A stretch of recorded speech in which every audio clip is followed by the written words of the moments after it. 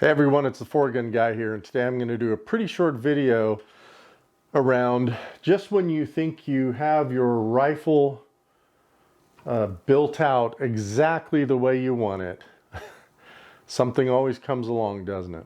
So remember, I started with the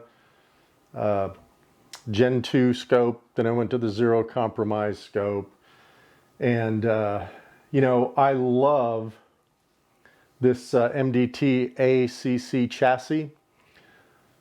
But I've been talking to some guys, and you know, it's the normal thing, right? You get bought into what's the next best thing. So, well, here it is, right here. So this is the Manners TCS chassis. And here's the deal with these types of chassis. Now, this is a composite chassis. There are other brands out there, right? Like the Foundation, that's a very popular brand today among most all the shooters. Manners is an up-and-coming company. But the thing about these new composite chassis is they absorb the shock from the rifle firing a little better than these metal chassis. So that's really one reason why you get it. The other reason why you get it is this thing just looks beautiful, right? So I made the switch and I thought, hey, I'll put a quick video together on this. Now, I'm not going to do this thing justice. There's a great video out there by Manners that goes through every single detail of this thing. But let me just hit on some high notes. Number one, it's composite. Number two, I love the stippleness here. It's not super smooth, so it's very grippy and easy to get onto. Supposedly, and we'll see when we put this barreled chassis in this thing, your barreled chassis sits a little lower, so the center of the chassis or the chassis to your barreled action is a bit tighter, I should say, little more or less clearance. It does come with a beautiful Area 419 ARCA rail on it. So I really like that, that feature. And inside this ARCA rail, you can place multiple, I think it's 5 weights. So you can add weight to the front. Now, I talked to a gentleman at Manners the other day when I ordered this thing, and he said, don't buy the weights just yet. Get it, put your barreled action in it, see how you're liking it, see how the weight is, because it does have some weight. Another thing I wanted to talk about is it does have some weight on the back here. Totally adjustable length of pull, totally adjustable cheek rest riser. Let's see what else. One of the big features that I really went with this chassis on was the new Sykes clutch. That's what this thing is right here. So I can pull this out. It was designed by Brian Sykes. I can put it way back here. So if I'm more comfortable like this or like this when I'm firing, or I can bring it up, or any of one of, what is it, 10 positions there or 12 positions. So as I'm firing, I can really get my position right. Why is this important? Because you know what we have a habit of doing when we're using these things? We have a habit of doing this. Now this rifle is unloaded. We have a habit of doing this, don't we? Some of us do this. And what am I doing? I'm placing my hand on the barrel, and what is that doing?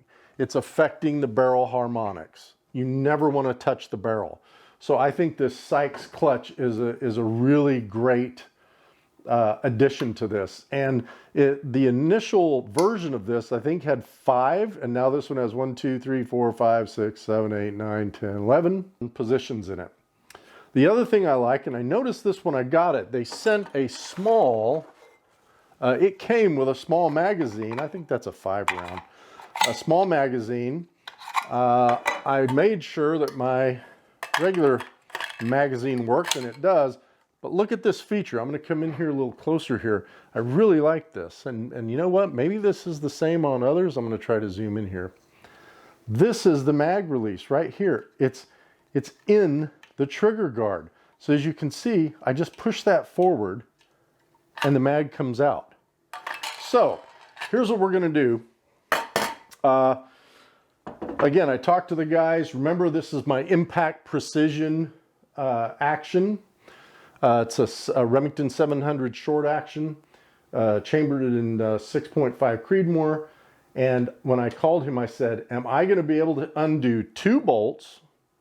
Or yeah, 2 bolts, take this thing off, put it in here, and I'm done?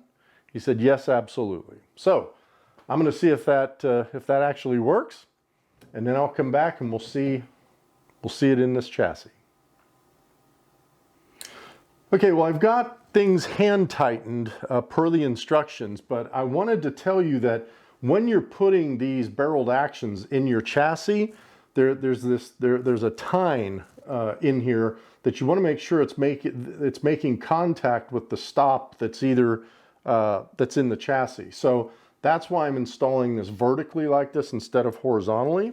And then you want to make sure that the bolts are lining up, and then you're hand tightening those. This is just something that I've seen online. My buddy Jeff told me about it.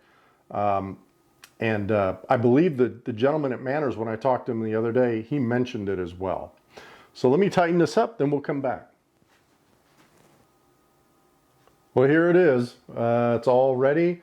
This took me all of what, 5 minutes. So the front screw was 65 inch-pounds. The back screw was 45 inch-pounds. So I'm ready to go. Now, there's some, I don't know about debate, but there's some conversation about something. So what did we just do? Well, I took my barreled action out of another chassis and I put it in a new chassis. Now, what do you think should happen tomorrow when I go to the range, to the 100-yard range, and I zero the rifle? Do you think I should still be zeroed as I was today? Because today I was perfectly zeroed in that old chassis. Should this chassis make any difference on the zero of this rifle? So it's going to be interesting to see, isn't it? So I'm going to take the camera to the range tomorrow. I'm going to show you some positions on some stages, and then we're going to talk about that zero conversation. I don't want to say it's an argument, but some people say that it will throw off your zero if you put this in a new chassis. Some other people say, look, you have the action with the barrel, with the scope. Those are the 3 things that are zeroed, right? The chassis doesn't mean anything. If you could stabilize this thing without even a chassis, you should still be zeroed, right? If you zeroed the rifle. So we're going to see if that holds true tomorrow. So let's get out to the range, and we'll get some looks at this in the.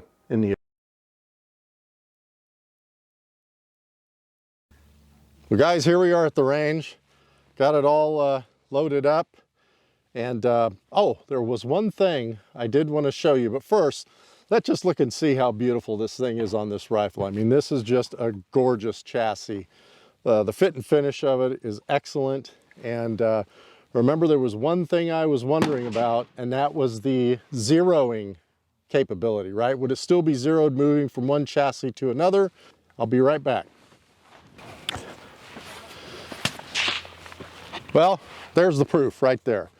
100 yards this morning, just took it out of the case, took it to the 100-yard zero, and there it is. So it's zeroed on this chassis. Now, I will say I did the stupid thing that we all do once in a while.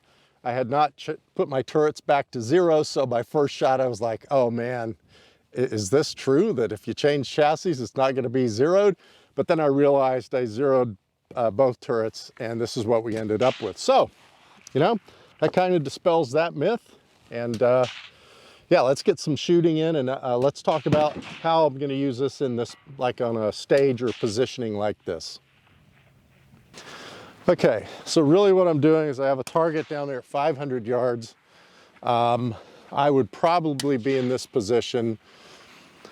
This is the little rig that I created here, so I can load against the item, which is a PRS barricade here.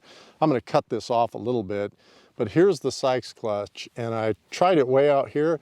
I'm more comfortable right here, and I like this as well because my palm, my thumb, part of my thumb here in my palm is now resting on this plate, And so it really gives me a really good stable position. So when I come down on this thing, I'm telling you what, I'm really stable. I'm very stable, okay?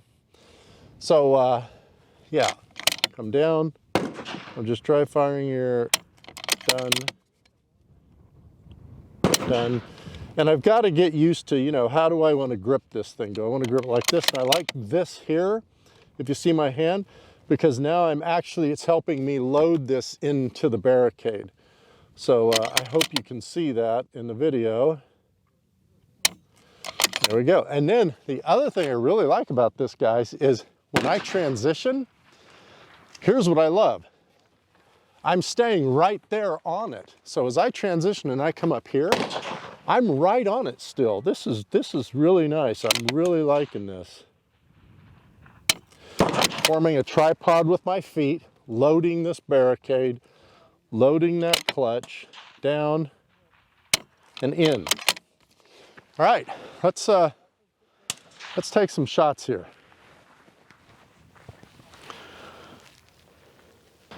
Okay, guys, so let's send a few downrange and just see what this looks like in action. So again, I'm gonna load it like this.